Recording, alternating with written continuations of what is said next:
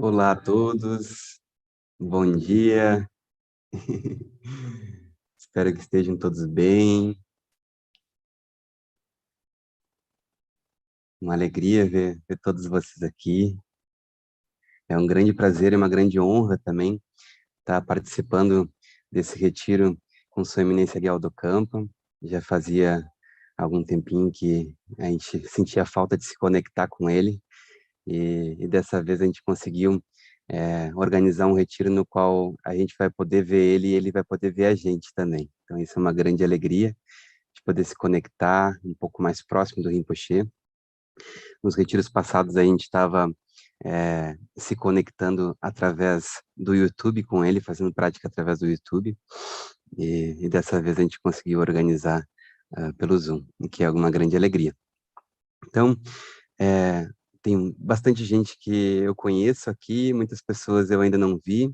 Eu queria dar as boas-vindas a todos, em nome do Drupa Brasil, em nome da Sangha Drupa nas Américas, Eu gostaria de dar as boas-vindas a esse retiro de Tara, que faz parte de um movimento que iniciou 10 anos atrás.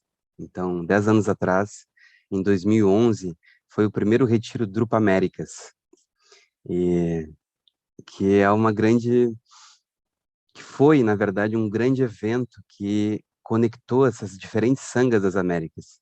Então, eu lembro de estar podendo participar junto com Sua Eminência Gyalwa Dokhampa e com Sua Santidade Gyalwa Drupa da organização desse retiro no Nepal, 10 anos atrás, né, presencial, onde a gente pôde conhecer as diversas sangas, né? Eu pude conhecer, as sangas se conhecerem, a gente teve um grupinho do Brasil que foi comigo para lá, o monge Jimmy Ridzen também estava lá,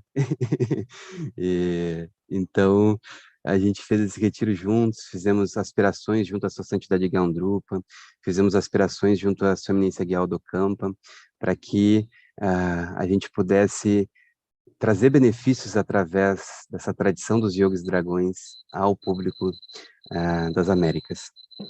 E assim eu lembro que eu fui enviado para o Brasil e pude passar também por esses diferentes centros nas Américas, no México, no Peru, e as coisas foram andando e se conectando, né? A gente foi se conhecendo, foi praticando juntos, aprendendo o Dharma juntos, organizando retiros com grandes mestres juntos, né? Eu tive essa oportunidade de poder organizar retiros também, junto à Sangha do Peru e do México, né? A primeira vez que Sua Eminência Gyalwa Dokhampa veio ao Brasil, ele fez um tour pelas Américas, então eu pude acompanhar ele também, México e Peru, e outros mestres também, como Kunga Rinpoche. Então, uma grande alegria, assim, a gente está se fortalecendo e dando suporte para que os mestres possam exercer a sua atividade de beneficiar os seres. Eu queria passar para vocês, nessa introdução, deixa eu ver como é que está o nosso tempinho aqui, bem rapidinho, uma breve história do Retiro do Américas e de como a gente andou aqui no Brasil também. Então, eu vou pedir para o Matheus para ele compartilhar a tela e para mim mostrar um pouquinho para vocês como é que isso foi, porque eu acho que tem muita gente que está chegando assim, né? Durante esse ano de pandemia, muitas pessoas se conectaram, muitas pessoas novas que não sabem bem a história desse retiro do Grupo Américas, né? Então eu queria passar para vocês, mostrar um pouquinho para vocês. Bom, isso foi mais ou menos, foi um pouquinho antes do retiro do Grupo Américas, né? Que foi em 2011. Então foi quando, mais ou menos na época que eu conheci Sua Santidade Gyalwa Drupa em 2009. Então eu conheci ele nas montanhas, assim, o estilo dele. Isso aí era na região de Ladakh, no norte da Índia. E eu acho, se eu não me engano, foi a segunda vez que eu ofereci um kata, um encharpe para ele, né? Então a primeira vez foi no Concílio Drupa, e aí logo em seguida a gente fez essa peregrinação pelos Himalaias, atravessando os Himalaias, na região de Garsha, em Ladakh. E aí foi quando eu também ofereci o kata para ele, me apresentei para ele, assim, pude conversar um pouquinho com ele. Pode passar, Matheus. E em 2011, depois dessa conexão, em 2009 com Sua Santidade Gyalwa Drupa, eu tive a oportunidade de fazer alguns retiros com eles, orientado por ele nos Himalaias. E logo após esse retiro, um dos retiros que foi mais ou menos em torno de 6 meses num local sagrado chamado Organ Zone, no norte de Ladakh. Quando eu saí desse retiro, tinha um e-mail do office de Sua Santidade Gyalwa Drupa, dizendo: Sua Santidade quer lhe ver imediatamente. E aí eu fui vê-lo no mosteiro de Darjeeling, estava se comemorando o Ano Novo Tibetano, se eu não me engano, e aí pude encontrar com ele lá, e na conversa com ele, ele comentou para mim perguntou para mim o que eu queria fazer da vida, né? Após aquele retiro. E eu disse que eu queria ser um quadro em branco para ele pintar. Aí ele sorriu e me enviou para o Nepal. E aí no Nepal eu pedi autorização para ele se eu poderia, porque não existia nada sobre essa linhagem, a tradição dos yogis dragões, a linhagem Drupa, em língua portuguesa. Não existia nada na época.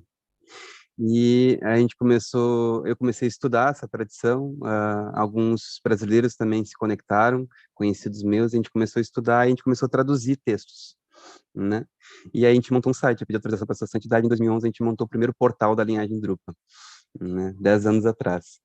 E aí começamos a vincular traduções, textos, a gente traduzia os blogs semanais da santidade, ele compartilhava isso, a gente traduzia toda semana para o português, e assim surgiu esse movimento da linhagem, né? Pode passar, Matheus. E aqui foi o primeiro retiro do Grupo Américas, né? Aqui no extrema esquerda aqui está o monge de Ingrid, tá a Maria de Fátima, aí estou eu, tá a Raquel na outra ponta. Eu esqueci o nome da moça de cabelo ruivo, agora fugiu o nome dela, mas a gente estava participando desse retiro lá em 2011, que foi algo muito extraordinário. Pode passar. A gente está um pouquinho, aí está eu e essa santidade ali também. Pode passar, mano. Sua eminência Gyalwa Dokhampa, no retiro, estava ensinando também. Pode passar. Aí, sua santidade Gyalwa Drupa, sua eminência Gyalwa Dokhampa, aí eu estou no fundo ali, durante o retiro. Pode passar. Em 2012, a gente criou o Live to Love. Então, quando a gente veio para o Brasil, o primeiro movimento que a gente fez foi um movimento orientado para o santidade Gyalwa Drupa, que é um movimento altruísta, secular, né? Então, a gente fundou a ONG, uma filial da ONG dele, em 2012, que se chama Live to Love Brasil, né? Uma filial do Live to Love Internacional, e esse foi o dia da fundação. Então, foi um dia com muita festa, teve música, teve apresentações, teve muita gente, estava muito legal, foi lá no Rio de Janeiro. Muito bom. Pode passar, Matheus. Aqui é o nosso primeiro centro Drupa. Então, surgiu o centro Drupa em 2012, no Rio de Janeiro, que era num apartamento de uma querida amiga que cedeu esse apartamento para a gente morar, e aí começaram as práticas nele. Pode passar. Aqui, depois disso, depois de vir para o Brasil, aí, criar o centro no Rio de Janeiro, eu comecei a conduzir peregrinações também com grupos de brasileiros à Índia, e aí, conectando eles a essa santidade, essa eminência Gyalwa Dokhampa, a gente foi receber ensinamentos, receber os ornamentos da liberação de Gampopa inteira, de sua santidade Gyalwa Drupa, nesse período em 2012, em Ladakh. Foi um período muito, muito mágico, assim. Pode passar. Aí, sua eminência Gyalwa Dokhampa, nesse período, junto com nós, com os brasileiros, poucos brasileiros que estavam lá naquela época. Eu, com sua santidade Gyalwa Drupa, tinha milhares de pessoas lá no mosteiro de Remes, em Ladakh. Pode passar. Aí, em 2013, né, quando eu levei um grupo grande de umas 20 pessoas, nesse grupo a monja Chodzin estava, eu não sei se vai aparecer alguma foto dela aí, talvez conseguiram pegar, mas a monja Chodzin já estava aí, nessa época, se conectando a essa santidade, né? Queridos amigos, assim, que de longo tempo o monge Rinpoche e a monja Chodzin, né? Então a gente está já uma estrada aí no Dharma. E aí a primeira vez, em 2013, foi a primeira vez que o Gyalwa Dokhampa veio ao Brasil, né? Então a gente iniciou ali, aí ele lançou o livro dele, Lua no Espelho, em Recife, que é um livro sobre o Sutra do Coração. Pode passar. Né, esse foi o primeiro retiro de Tara Verde no Brasil, foi em 2013, que o Sr. Gyalwa Dokhampa, foi quando ele iniciou. Então, a primeira prática que, na verdade, ele semeou no Brasil foi a prática de Tara Verde, né? Então, a gente está fazendo um retiro que iniciou 10 anos atrás, ele introduzindo, dando a iniciação, os ensinamentos em Recife, que foi muito especial, assim. Pode passar. Aí, em 2014, a gente recebeu o dia de Suma Tese em Palma, né? Pode passar. Ela lançou o livro dela, No Coração da Vida, o primeiro livro dela em língua portuguesa. Deu um retiro sobre aprofundamento na meditação e sabedoria do budismo. Pode passar. E em 2014, logo em seguida, que foi muito interessante, logo em seguida que a gente foi embora, talvez uns 2 semanas depois, eu recebi uma mensagem de Sua Santidade Gyalwa Drupa dizendo que ele havia tido uma visão e em sonhos apareceram que agora seria o momento certo para visitar o Brasil pela primeira vez. E que talvez essas mesmas condições não se apresentassem depois desse momento, ele disse. Ele teve assim, sonhos, ele teve uma visão, assim, teve alguns sonhos com relação a isso. E aí eu comecei quando eu recebi o e-mail, comecei a organizar. já para assim, o mais próximo possível. Então, o mais próximo que a gente conseguiu organizar foi para o mês seguinte, da mensagem dele.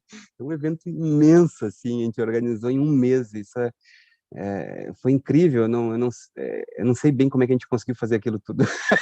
Isso é o poder da sanga, né? O poder da sanga. Então, tem muitos voluntários, de diferentes sangas também, elas participaram, né? Para ajudar na organização do retiro com Sua Santidade Gandrupa. Teve a iniciação do Buda da Medicina no parque da cidade, lá em Brasília, né? Ele teve do Rio de Janeiro também lançando o livro dele.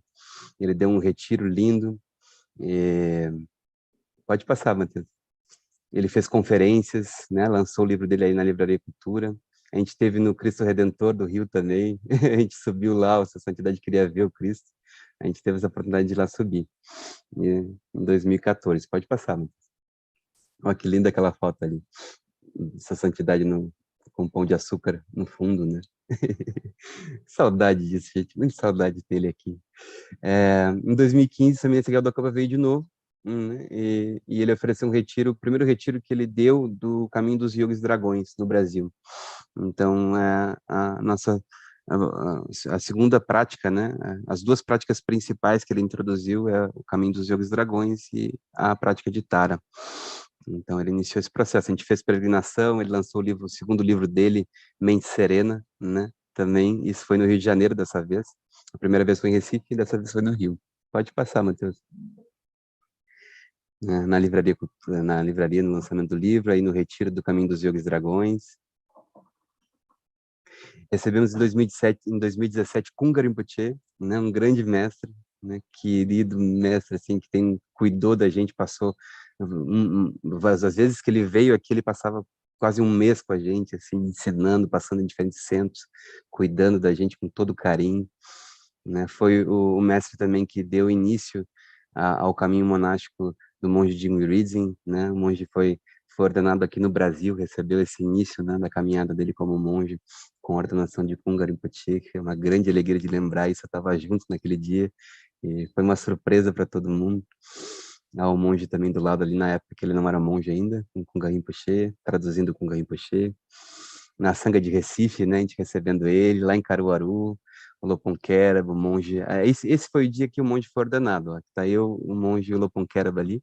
Foi o dia da ordenação dele. Muito lindo. Aí o Kunga Rinpoche acima com um padre, né? E é um encontro interreligioso que a gente fez. Pode passar.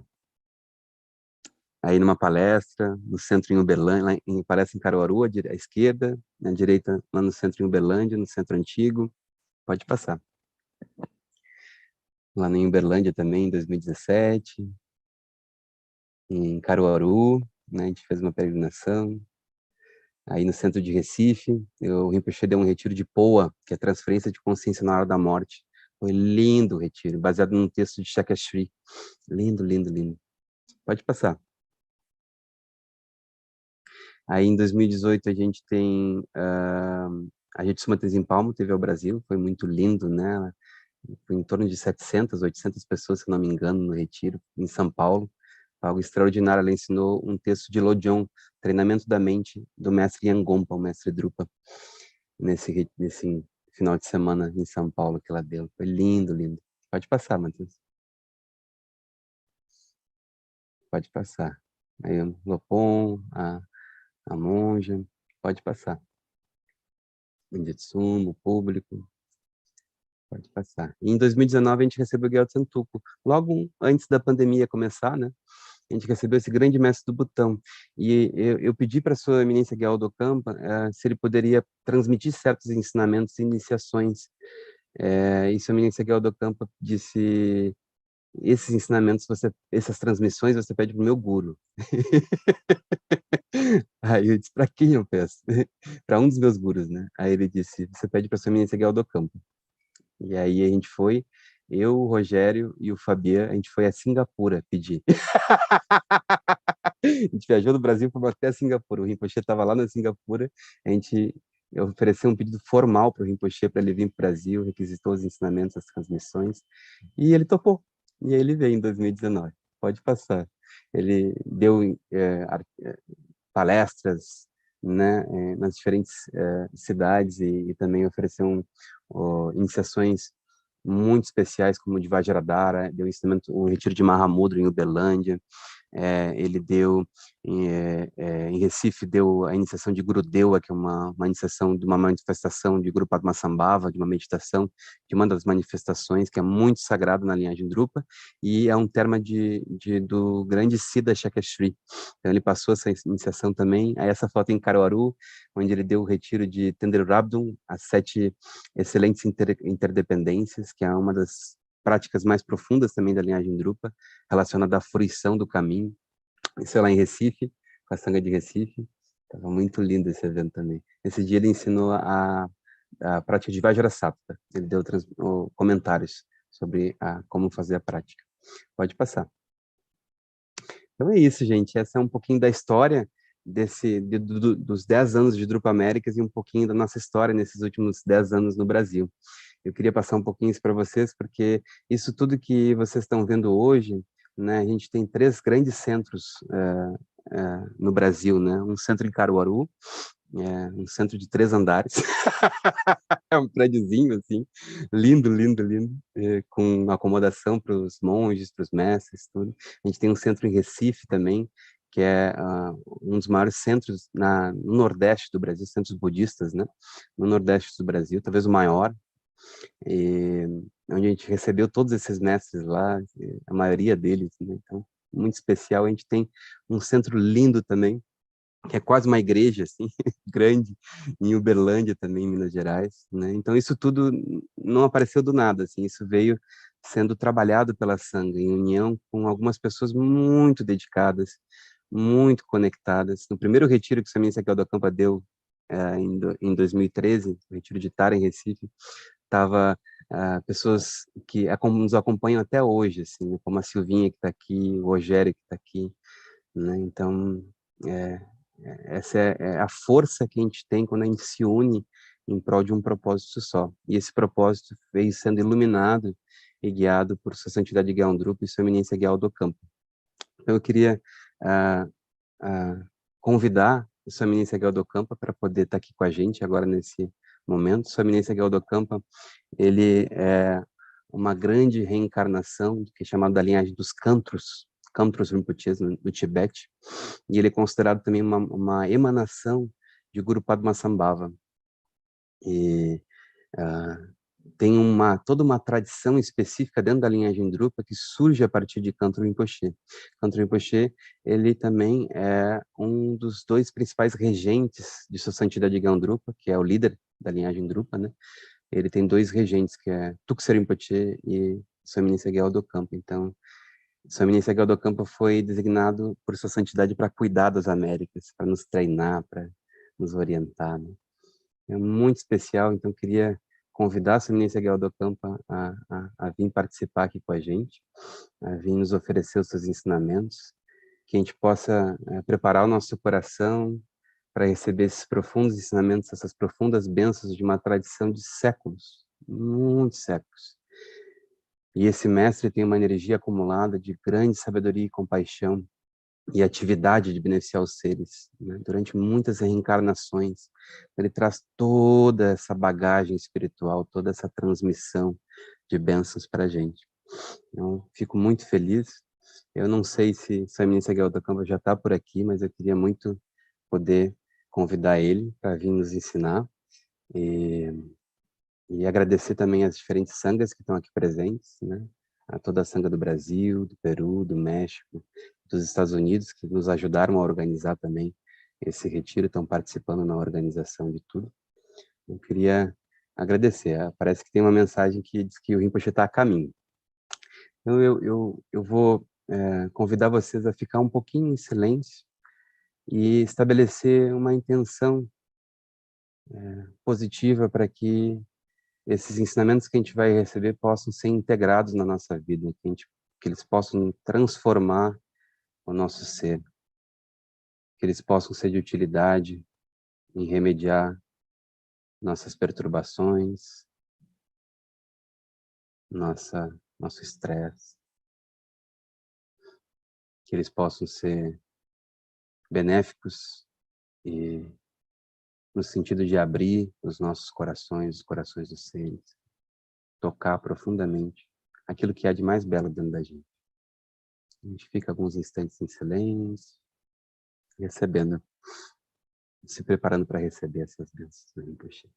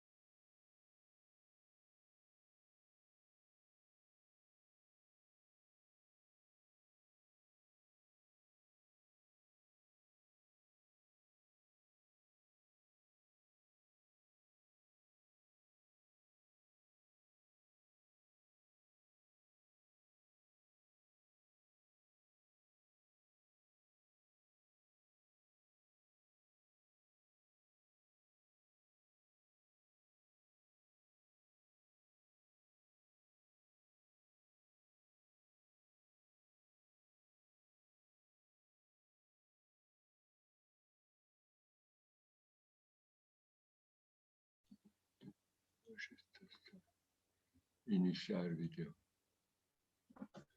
Alors, tout à l'heure.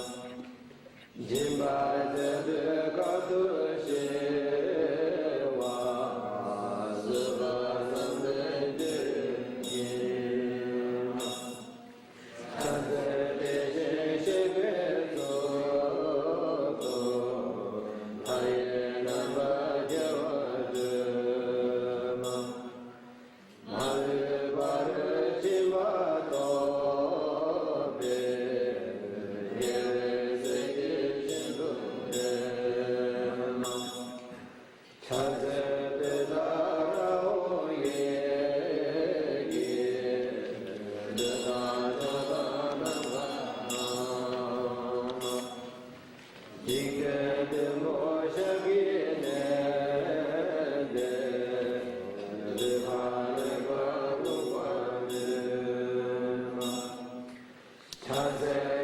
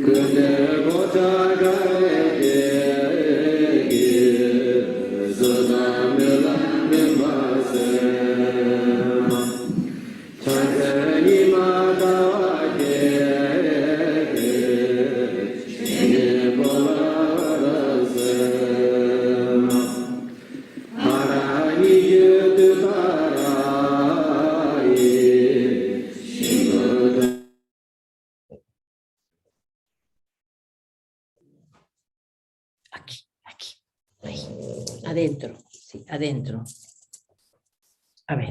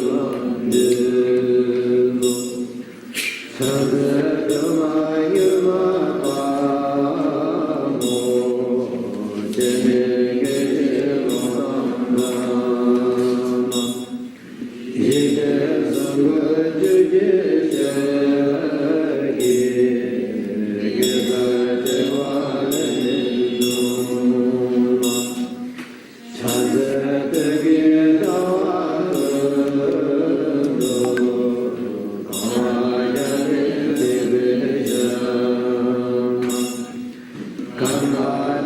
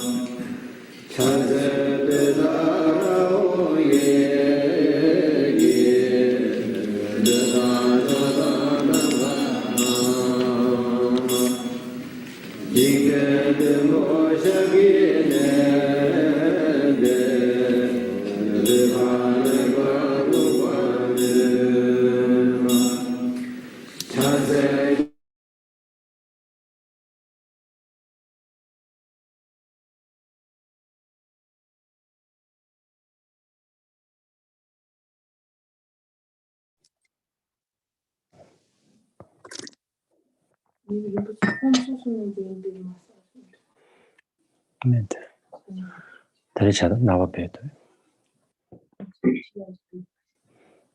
Me 고추 사이가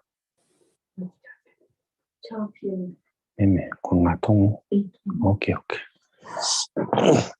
나봐 아이패드 나서 힘 아이 콘통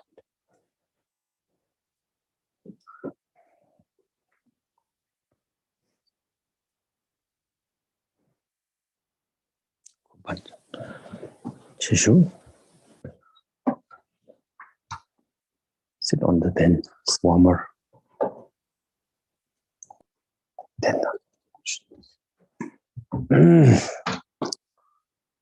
사실 벽에 주시면 더 점르러는 신이 되게 봐 상계 신도 맥대표와 조금 남다신 주버서 고리담은 만잘라 감내에 다야미 심전남게 선바드 르이처다시다 와치중팀은 대바이 추게 걸로고도스 오면 추게인게 보정고 두숨상게 군경원 그랑좀 주고 무슨 다야라미 샤다 차기 샤다 차기 이제 담지 걸어와 동행이 겸손에 제된 넘바 탐지 캠바 송주 캡탄 도르지 창진별 고반한 거 버차 대체도 담배 주기 신경 삼아 저런 게 와나 그런다 군주기를 만남 도기를 붙이는 제신 송바신도 셋업 디셈버 쇼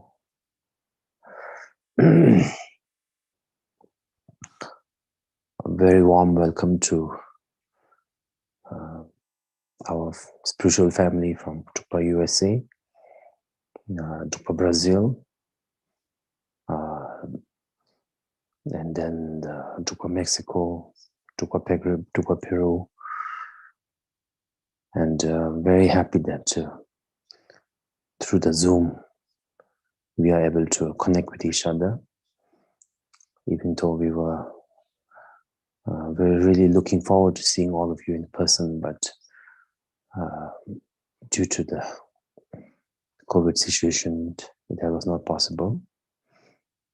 And however, I hope that these retreats that we have been conducting last year, also we did the 3 days of Tara retreat, also 7 days of Tara retreat, the Nyungne fasting retreat, and we just finished the Dharma Yundo also. You know, we have been, one of the main reasons we have been going online and also putting up on the social media and all of that is because, you know, we know that all of you, all over the world, has gone through a lot of challenges during this pandemic. Many people have lost their life.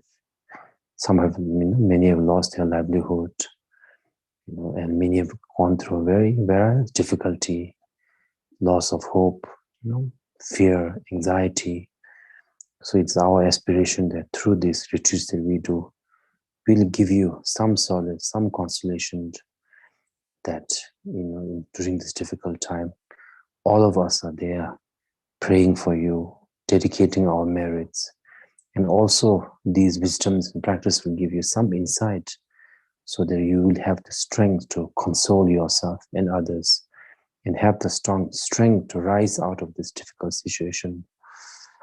And ultimately, of course, to get enlightened. So I'm happy that we were able to do that. And for that, I would like to thank, firstly, you know, the Drupa Brazil, the Lama Hawang, then Lama Hawang, Nan Jingme Chuzin, then Monk Jingme Rinzin, or Lama Jingme Rinzin. You know, because Drupa Brazil, among the America, I think the Drupa Brazil is almost like the, you know, the headquarters of the Drupa lineage in America, thanks to Lama Hawang's many years of sacrifices and effort. You know, where I remember when I first came to Brazil, it was in Recife. You know, he was staying in a garage. Half was garage, half was Drupa center. Outside the wall, he painted a big flag, you know.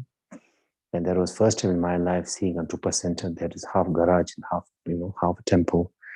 And then later, of course, he was supported by then Venerable Nan Jingme Chuzin, Lama Jingme Rinzin, and all the sanghas. You know, they did a very good. Now Drupal lineage in Brazil is thriving and benefiting a lot of people. And also the Live to Love. And then, of course, Drupal Peru, Drupal Mexico, the oldest Drupal. And then Drupal USA, which was also kind of relatively recently started by myself. So, so I'm happy that through this online we are able to do this retreat together. And I want to thank you all for making this possible. All of you have your own difficulties and challenges, but when it comes to this kind of retreats or activities to benefit others, we are all coming together. So many people out of their love, out of their wish to benefit others, are coming together to make this retreat possible. Many people are working behind the scene to make it possible. For all of them, I thank them very much, and also I remind them that what they are doing is what is called meaningful life. Ultimately, when we look at the meaning of our life, whatever part of our life that we have dedicated to benefiting others selflessly is, I think, what we can define as a meaningful life from both spiritual perspective as well as one's own experience also. So thank you very much again. Now coming to the Tara retreat.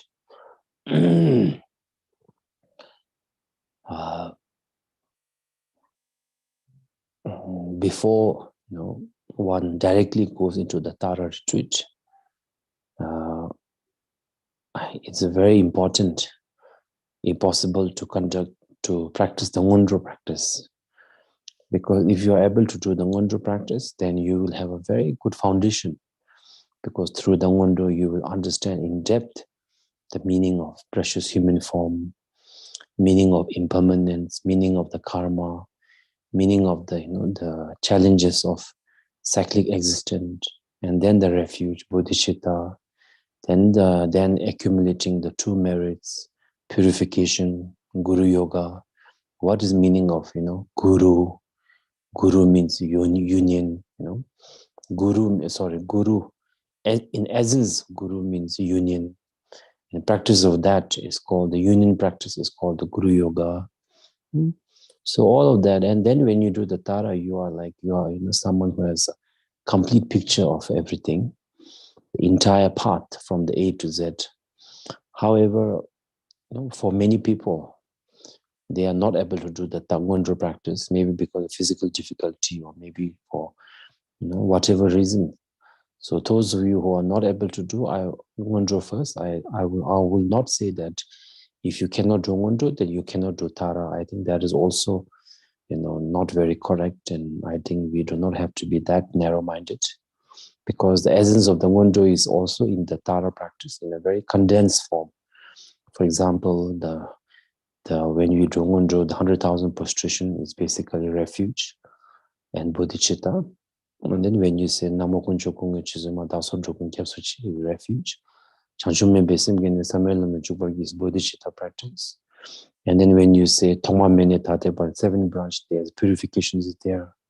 When you are doing the offering of the mandala, accumulation of merit is there.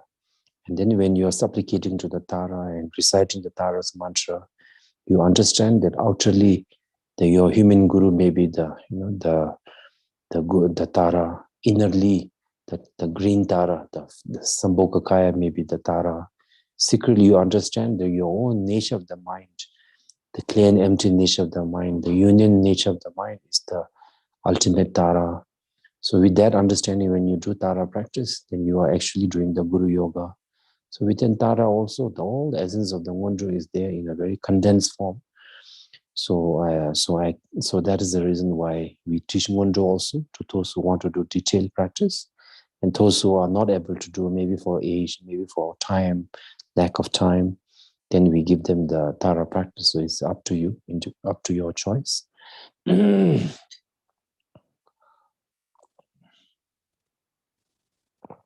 However,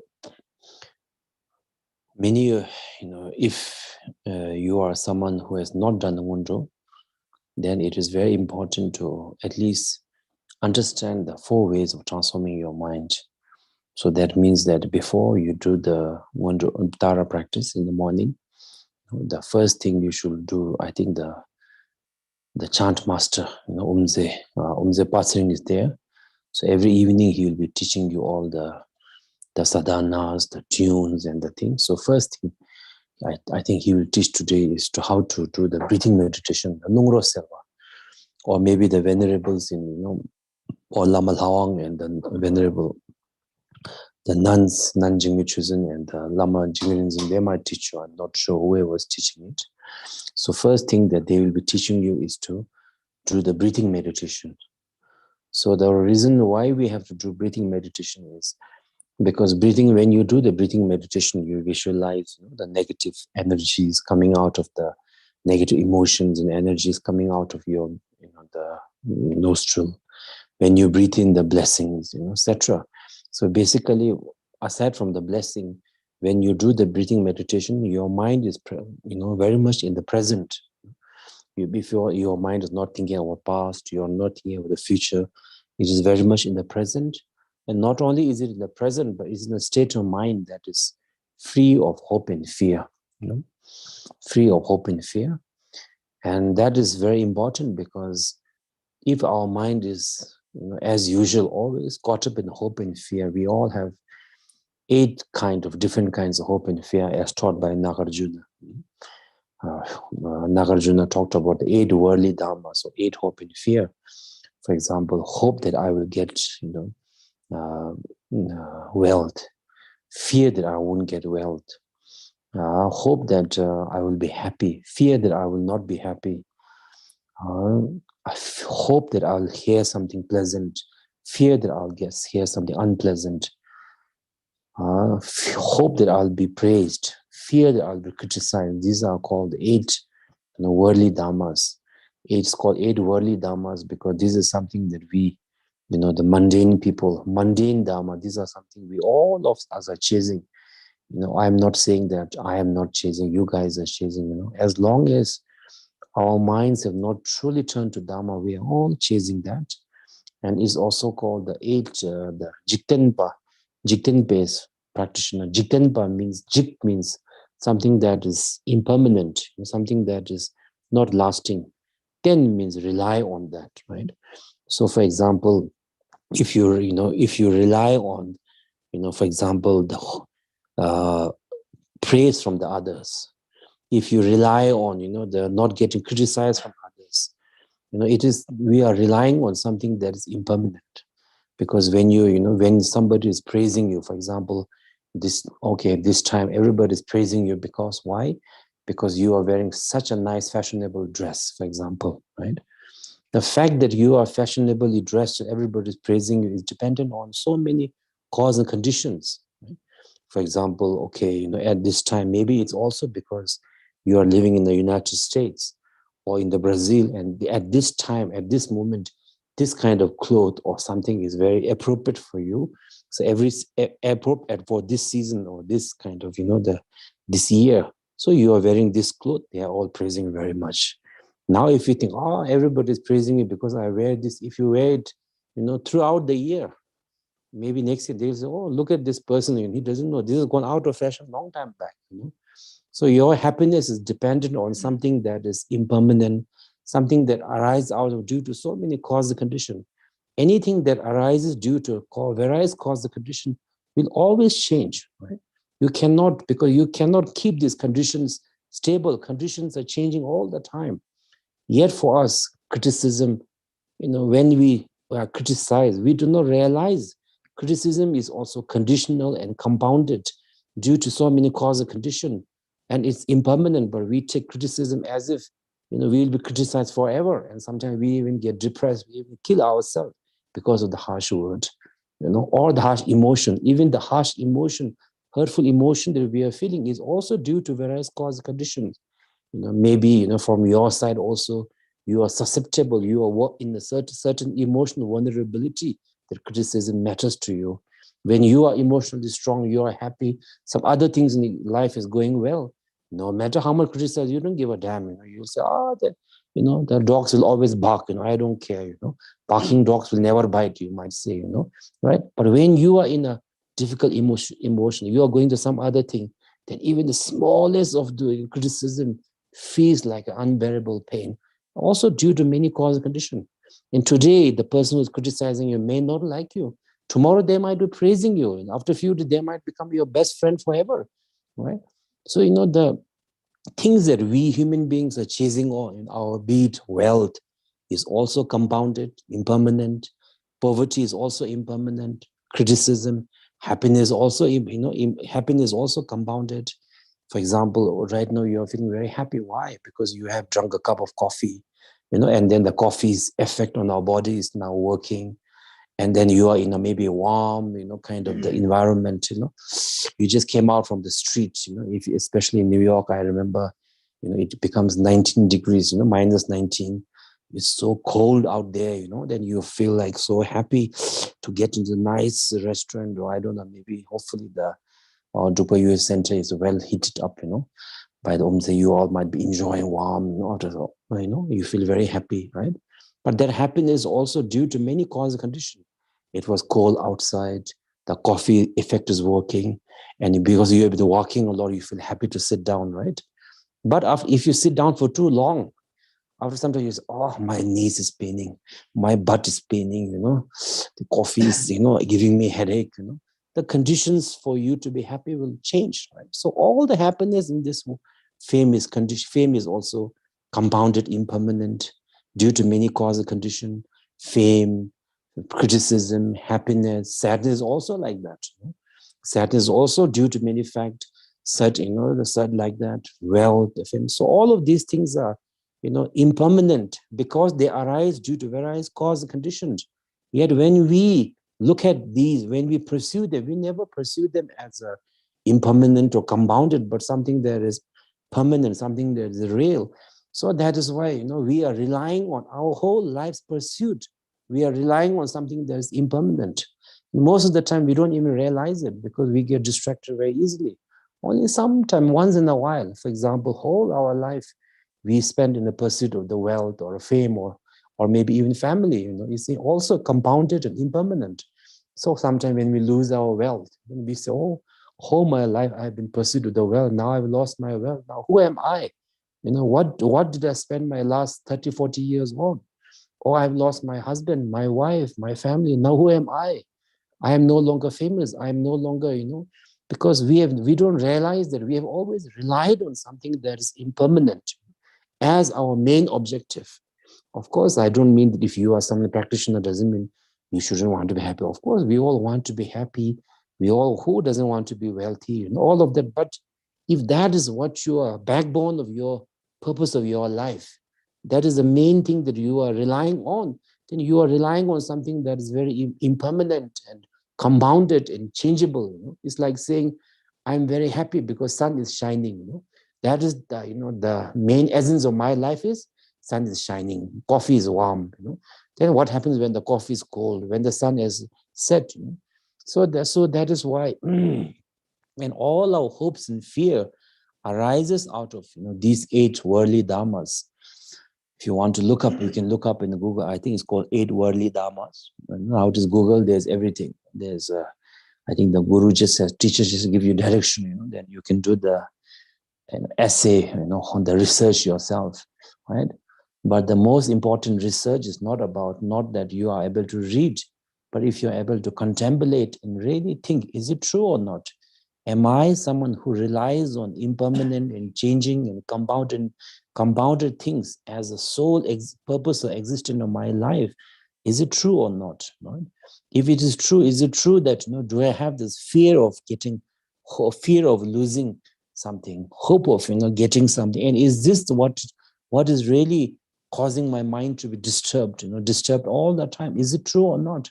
You have to analyze yourself. And when you are convinced by your own experience of life, combined with what the master is saying or what the Buddha has said, that is called the contemplation. If you do not contemplate, it is just a knowledge, right? And then, of course, the practice will come, because when you've contemplated deeply, and then the way you live your life, even the outwardly, you may look the same. You, of course, will want a warm cup of coffee. Why not? But the warm cup of coffee will not become your ultimate source of happiness. You will not want criticism, but criticism will not matter that much to you. You will definitely want well, but loss of well will not cause you to kill yourself. It will not define who you are and your purpose of life. Rather, it will be something much deeper. So that is why the breathing meditation, in a way, is very simple. You just do. The Umze and the Lamas will teach you the breathing posture. Yes, posture also makes a difference, because according to the posture, the wind moves in a certain way. According to it's like a body is like the pipe. The wind is where if the pipe is crooked, the wind will. Also, the wind or go like that. So similarly, when the body is in the correct position, the winds are in correct position, and the wind affects the emotion. So it will affect the emotion, so the positive emotion, and the stability of the mind will be kind of supported by a certain position and the breathing meditation. But the most important aspect of breathing meditation is to bring your mind to the present state of mind, and a mind that is free of hope and fear. So when you do the breathing meditation nicely, your afflicted emotions, so basically afflicted emotion, you can say anger, jealousy, the desire, all of this, but if you really kind of go back to the essence, is basically hope and fear. Within hope and fear, desire, jealousy, anger, everything arises from these two, is part of these two. So that is why the mind, at least for that moment, your mind becomes free of hope and fear. So that's why breathing meditation is a very, very important part. And any sort of Vajrayana practice, starting from the Mondro to Tara to Guru Rinpoche, Guru Padma Sambhava practice, or even higher yogas, everything starts with the breathing meditation. Only thing is, when in the temple, then we don't do, because then there are so many people, and some of the monks are already trained, some are just newly entered into the monkhood, so we don't do it. But when you retreat individual practice, we always start with the breathing meditation. So that is the first crucial thing to understand. And then the second thing to kind of understand or practice is the motivation, the motivation, or the bodhicitta motivation. So motivation is important, because motivation is something that you have to firstly you have to analyze, and after analyzing you have to kind of put it in the right direction, right? First you have to analyze, in the sense that, why am I for example doing this retreat? Is it because sometimes we can have a wrong motivation also. For example, maybe because I want to learn something, then maybe I can use the knowledge for some profit or something like that. Or maybe it's because I want to have a competition with something, out of sense of jealousy.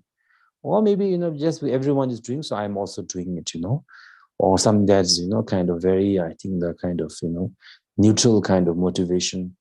So, we have to analyze why you have a motivation, because sometimes if we have the wrong motivation, even our spiritual practice actually becomes mundane practice. It can even become harmful if the motivation is negative. So after that, once that motivation has been analyzed, then we have to make sure that our motivation is that, is at least that today I'm going to do Tara practice because myself and all the sentient beings in the world desire for happiness, wish to avoid suffering. So I want to do Tara practice so that I can transform my mind, transform my life, accumulate the cause and condition, the merit, and purify my negative karma and transform my mind, recognize the nature of my mind so that I can benefit and liberate all the sentient beings. That is why I'm doing this Tara practice, not for monetary gain, not for fame, not to compete, not to harm others, not to compete others, but just for the sake of benefiting myself and other sentient beings. This is a very, very important. This is a very important because this sets the tone for the whole practice, right? It's like an arrow, You might think that the important part of arrow is the shooting, but it's actually aiming. Where you aim, it will go, right? So that is why it's very important. And if you are able to do that, then, we will become a practitioner if you have that motivation, right? Otherwise, just because you are doing prostration, just because you are doing recitation, just because you're offering a lot of money or offering or giving to the poor, if the motivation is wrong, we will not become a spiritual practitioner. Spiritual practitioner means someone who transforms their mind. In order to transform the mind, the motivation to transform and improve should be there. If the motivation itself is to feed the ego, the pride, then even the practice that we do is become a source of pride, source of ego, source of looking down others also. I am doing Tara practice or something you are not doing. I am great, they are not. I am learned. If you think that we have a pride about I am learned, means we definitely look down on others, right? So we don't become a spiritual practitioner. And then when we are not able to, have the motivation to understand and include every sentient being's wish for happiness and wish to avoid suffering and say that I'm doing it for all the sentient beings, if you are not able to do that, it will be very hard to transform your mind. Because one of the main reasons why we have afflicted emotions, why we have hope and fear, why we have anger, jealousy, is because of the way we look at other sentient beings. For example, if you see other sentient being as someone who wants happiness, who doesn't want suffering, then even when they're criticizing you, you know that behind their criticism, there's a pain, because they want to be famous and maybe they are not famous. Maybe they want to be beautiful like you and they are not. So that's why they're criticizing you. They are criticizing for you, because, and then you understand it's not nobody really does, I will say, bad things out of intention to harm others, but with the hope that maybe by doing something bad to others, they will be happy or they will be fulfilled in some way. That is usually the motivation of every sentient being, even those who do the wrong things. Of course, it's not a very wise thing to do, and it will not give them what they want. By planting chili, you can't expect orange to come out, but out of ignorance, many sentient beings many of us also, we do that from time to time. So it is without having this understanding of others as equal to yourself, it is very difficult to say not to get angry or jealous or all of these things arises due to the way we perceive others. For example, if when we love our family members, if they are successful, do we get jealous? We don't get jealous, no. We don't feel, we don't feel like looking down on them. We feel proud with their accomplishment, their happiness. No? So the way we look at, so that's why I always joke that I'm not a kind of joke, or my reflection is that nowadays when I read the newspapers and all of that, they always talk a lot of emotional intelligence. So I am always curious, maybe one day I will learn also. I always wonder, how do people learn emotional intelligence? Is it just you read some book, you go to some class and, now my emotional intelligence has switched on, now I'm emotional intelligent because I attended 3 lectures. Now I'm emotionally intelligent. I don't know whether, maybe it works. I don't know. If I get a chance, I'll go and attend these lectures. But when I read about it, how they describe emotional intelligence, it's about managing your emotion, understanding other. So if we can't even recognize the fact that every sentient being wants happiness, do not want suffering, we should at least learn to treat other equally.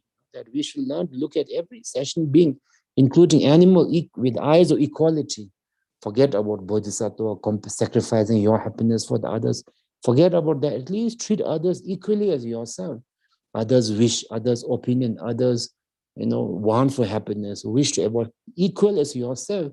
If you can't do that, how will you have empathy, How will you manage your emotion? Because your emotions are also in reaction to others' emotion, or at least your perception of what others, others. Our emotions in reaction to, what we perceive, what others are saying and doing. Isn't that why we react to others? They are criticizing me, they are jealous of me, they are there, isn't that they are lazy, or they are angry. So usually our emotions are in reaction to how we perceive. So when we're able to perceive every sentient being with eyes of equality, don't you think that understanding, managing others' emotion, understanding will come naturally? So from spiritual practice point of view, when we say in the morning practice, all mother sentient being want happiness, do not want suffering. Today I'm going to Tara practice for the benefit of every sentient being. And when you do that and mean it from heart, and again when you do it, In my opinion, that is what you call developing emotional intelligence, and maybe that's what you call developing bodhicitta also. Slowly, slowly, then there will come a time, when to benefit others, to be selfless will not be difficult. And when you have that motivation to benefit others, whatever you do will become a beneficial. If you are a doctor, you will be a doctor that is truly cares for the patient. You will not become a doctor, that will sell the kidney, and give unnecessary medicine, unnecessary tests just to make the profit. If you become a teacher, you will genuinely teach whatever you learn, whatever you know for the benefit of others. If you become a politician, you'll be the best of the politician, leader. If you are a spiritual teacher, you'll become a genuine spiritual teacher that cares for the, all the sentient being and wish to enlighten, wish to liberate, for their benefit, not for your own benefit. If you lack the motivation, we will become a corrupted spiritual teacher, corrupted doctor, corrupted, I think, politician. All the corruption starts because when the selfishness is overwhelms us. So that is why this simple method of Kunlong Semkye, it is called the motivation, generating the bodhicitta motivation, is actually the heart of the entire, it sets the tone for the entire practice. Not only the practice, even if you're building a temple, you are running a center, you are doing organization you are doing a charity drive, you are planting tree, you are saving animal, whatever activity you are doing, the whole, whether it goes or not, everything is set up by that. And it's easy to see. If you're observant, you can see that, whether we lack, what's our motivation, right? For example, sometimes I see, in some political arenas or some newspaper I read, when there's some new government comes, and they always highlight about what they have done. They have planted how many trees, they have done so many things. But the previous government may have done the same thing, but they never talk about that. But if you really think about, if your motivation is to benefit the people, whether you are doing it, others are doing it, what's important is others are benefited, right? As a spiritual organization also, if you have a jealousy of others' organization, you want to compete, you want to put them down, that means what you really care is not about benefiting the society or the people, but your organization doing well, right? That is why we have a jealousy. So that then, out of that jealousy, you may organize a huge retreat or event, or outwardly may be successful, but innerly, I think from a poisonous seed, you can't really expect something positive to come out in the long run. So that is why motivation is very crucial in everything. In everything. If you want it to be something that will be beneficial to yourself and others, the first thing we have to do is analyze our motivation and then transform our motivation so that it is at least sees every sentient being with the eye of equality, and have a commitment that whatever you are going to do is for the benefit of all the sentient beings. That's the one. And then after the motivation practice, so in terms of words, I think the Umzela will probably teach you this. They're saying that Simchen Tamchegi Tundu, number Tamcheki and Basangi Kowangi to Tobarcha, Teiche to Chizuma Pama Jumingidula Jubar Gio, which means that Simchen, for the sake of all the sentient being, I am going to do the Tara practice, in order to liberate, in order to give temporary and ultimate happiness to all the sentient beings. Barcha said that is one. And then after that,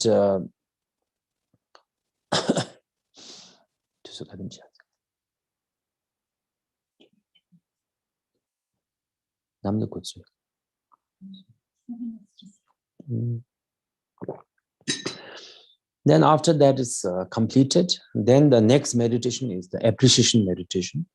In the Cheke spiritual word language is called, Himalayan language called Tenjungyepa. So which is basically you do the appreciate. You appreciate, for example, I appreciate, maybe at least for 5 minutes, 5 minutes or few minutes, appreciate the fact that I am born as a human being. I could have been born as an animal. How many billions of animals are slaughtered? I could have I could have been born a human being, but with defects in my physical. Maybe I have an eye problem. Maybe I don't have a legs. Maybe I am born tied to my wheelchair, or I have gone. Maybe I may have so many, or if or whatever is basically the positive things in your life, sense of appreciation and the gratitude, has to be developed. And I appreciate the fact that I'm born with eyes, with legs, with my hand. I don't have a severe kind of the terminal diseases right now.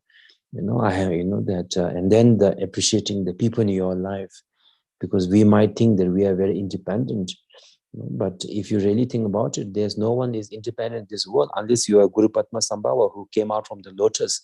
He can say, I'm an independent person, self-made person. Other than that, the very fact that we are alive, born, is due to the kindness of our parent. We are educated because of the teacher. Then so many, due to so many, even the retreat that we are doing right now is not because of me alone. It's not because of you alone, or yes, as a teacher, I am giving the teaching, but behind that, so many people have sacrificed, their effort, their time, their money to make this happen. And why they are doing it? Purely out of their sincerity to, as a sincere out of affection, out of care, out of kindness. That is also because of that we are able to do this retreat. Because of that we are able to so many things. If there was no caring and kindness at all, none of us will be able to survive in this world. So to appreciate that. And then the thirdly is appreciate whatever material blessings we have. Maybe we have maybe we don't have a very great job, but maybe enough job, good enough job. Maybe we have a nice home, maybe a nice car. Whatever we have, it has to be, appreciated, and a sense of gratitude has to be developed. Why is that important? Because if you don't have a sense of gratitude and sense of appreciation, there will not be much joy in our life. We'll become something who complains a lot, a complainer. Right? We'll become a complaint box, basically. We'll complain about everything, but never count the blessings that we have in our life. And when you complain, you just become more and more depressed. There was a story that there was a monk, who kind of made a brick. First time he was making a brick wall, and one of the brick wall was crooked. So he was so embarrassed because one well-known kind of builder was coming. And the builder said, oh, this wall is so well made.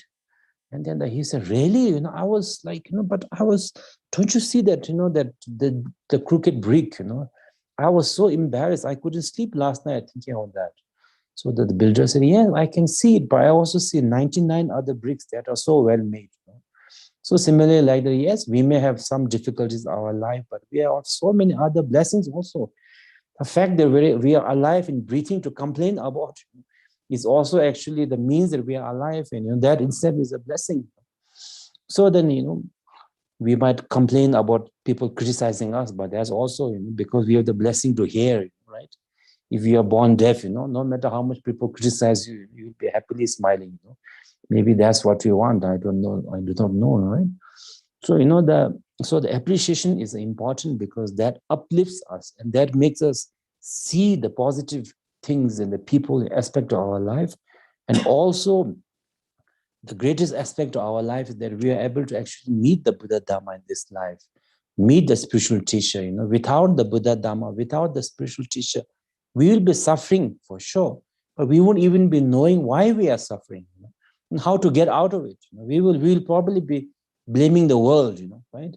We'll probably be, some of the time we see in some countries, they go around with like a poster, they go around the street and shouting, the world is ending, now you all know, like that, they shout and, they say, or they do anything, they blame everybody in the world except themselves, because in the reality, if our own mental perception, our own mind, is the greatest source of both happiness and the suffering. If that is not transformed, nobody can save you. Even Buddha cannot save you. Buddha can only show you the path. Actually, we have to save ourselves by understanding, taming the mind, recognizing the mind, and ultimately recognizing the Buddha nature within ourselves. So if we had not met Buddha Dhamma, not only will be suffering, of course, I'm not saying the moment you meet Buddha Dhamma, you are free of all suffering and you are enlightened immediately. No, not at all. But what we have to appreciate is that at least now we know why we are suffering and what is the road that we can follow to get out of this suffering. At least we know the road. The road may be long, it may be difficult, but at least there is a hope, there is a direction for us to go. And that is a great blessing, because the greatest difficulty in their life, I think, is not only to have difficulty, but to see no way out. Then the suicide and all of this happen, because you can't see any other way out, right? So, so that is why this is something also to we appreciate. So the appreciation meditation is a very, very important, and I'm sure that Lama Lawang, the Nanjingme, they will, I'm sure, have taught you. If not, I request them to teach.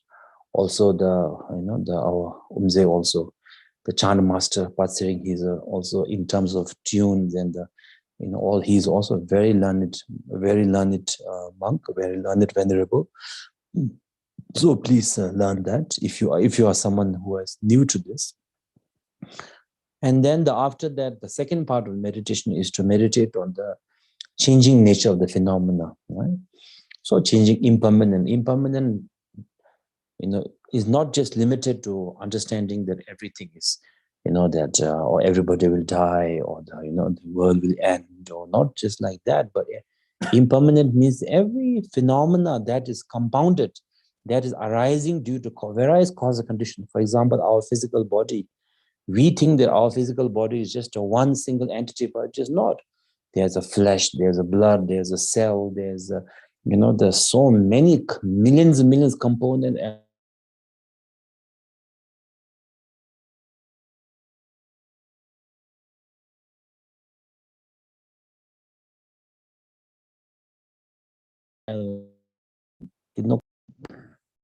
That's why I think from spiritual point of view, we say that the person that you see, when you see somebody's form, you might think that is the same person as yesterday or a few moments before. Actually, it is not. That person is already gone. That person is already gone, but you are seeing he or she looks like the same person because of the continuation is there. Right? For example, when you see a river, you say, oh, it's the same river I saw yesterday. But that is not true. Every second, the waters are flowing, the new waters are replacing it. But the continuation is there. That is why it's been replaced by something that looks similar, and that's the continuation. That is why it looks the same. So similarly, everything in this world, be it our body, be it relationship, be it a wealth, be it a building structure, be it a gathering of things, every gathering has to separate. Every the who goes up in power has come down. Not only every phenomena, from the mountain to river to trees to the four seasons to the sun rising and the moon rising and the setting of the sun and moon, to everything is going through constant change. So why do we meditate on that? Because in order for us to get out of the illusion of the permanence, because right now we have a kind of very, the strong kind of the feeling of that things are not changing, things are permanent. And because of that, we have a lot of attachment. And because wherever there's attachment, there's a fear. And because of these attachment and fear, our body, instead of serving us, we become servant to our body. Just because you have broken a nail, your whole day might be ruined. Just because you didn't get the makeup you wanted, oh, my day is ruined. I didn't get the clothes I wanted, now it's ruined. Even if you get the clothes you wanted, after a few months, it might be out of fashion, right? It's constant change, right? So if you have a lot of wealth, but that wealth is impermanent.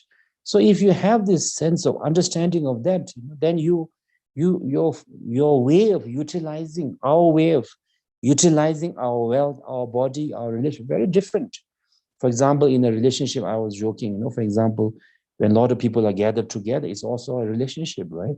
So if the master who has come, okay, you are come to see the master or receive teaching, if the master says, oh, I want, I don't want you all to leave me. Please stay with me. And if they lock the door, you will call the master a kidnapper, right? Because he's something permanent, unchanging. So rather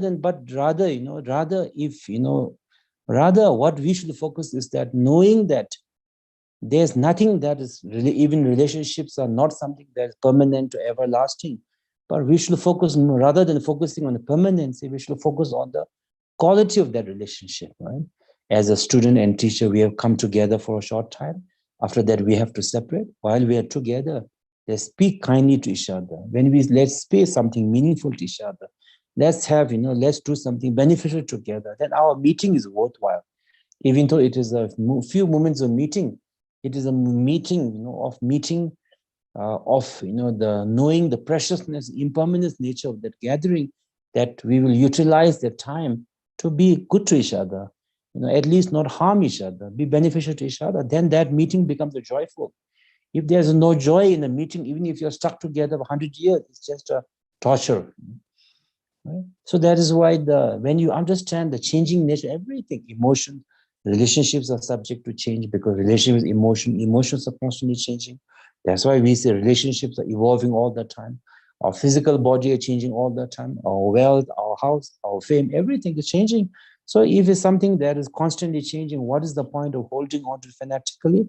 Rather, let us use it to give joy to ourselves and others. Then, then the wealth becomes your servant.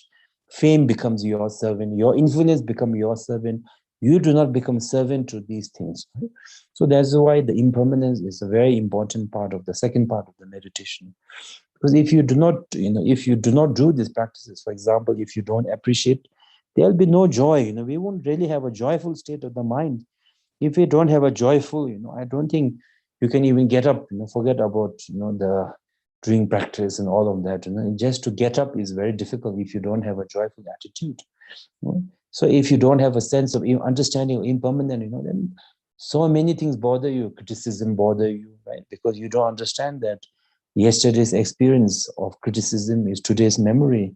Today's criticism or compliment is tomorrow's memory. Yesterday is today's dream. Today is tomorrow's dream.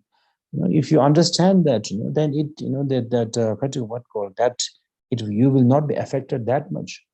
So that is why these the appreciation and impermanence meditation is a very, very important part of the developing the spiritual mind.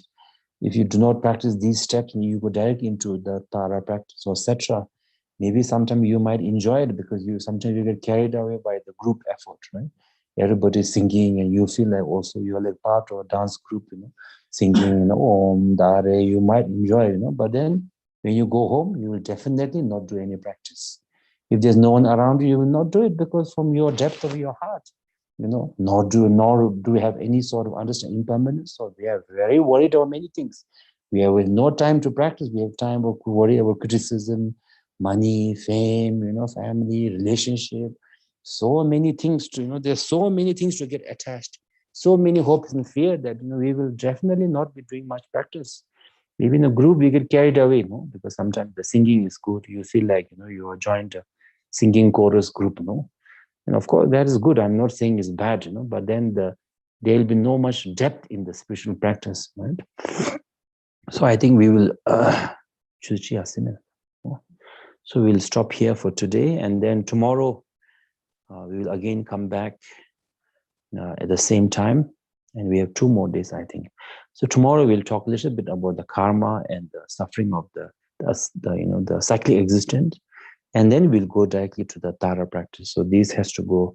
I know some of you have already know this, but some of you have been new, and some of you may have known this, but maybe it is not really seeped into our heart. So that is why it's good to remind all of us, including myself, again. So that is why we were going through this. Okay. Thank you very much, and have a very good start of the retreat. And most importantly, as we have learned today, have a very good motivation. Motivation will set everything, set the tone for everything. Okay. Yeah. Continue.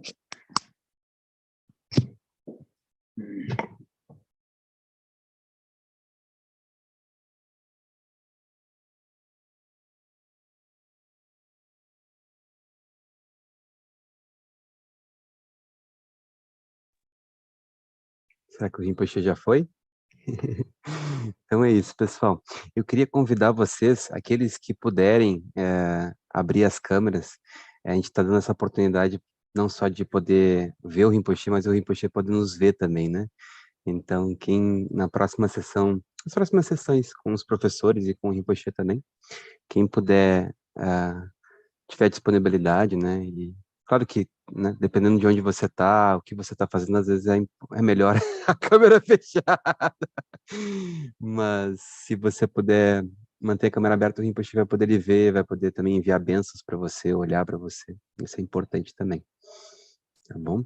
A gente tenta manter uma atenção em manter todos os microfones fechados durante as sessões, né, de prática e de ensinamentos. Então, às vezes a gente abre sem querer e não vê, né? Então é sempre importante ficar dando uma checadinha na sua telinha para ver se o seu microfone está fechado direitinho, assim. Eu acho que é isso. Muito obrigado e até a próxima sessão. Talvez pudesse colocar aqui no chat, o pessoal da organização pudesse colocar já no chat aqui também os horários das sessões, para quem quiser, talvez tenha chegado, não tenha visto ainda os horários, tenha chegado agora, possa acessar, tá bom? Então, bom almoço a todos, muito obrigado e até de tarde, aqui no Brasil. Tá bom.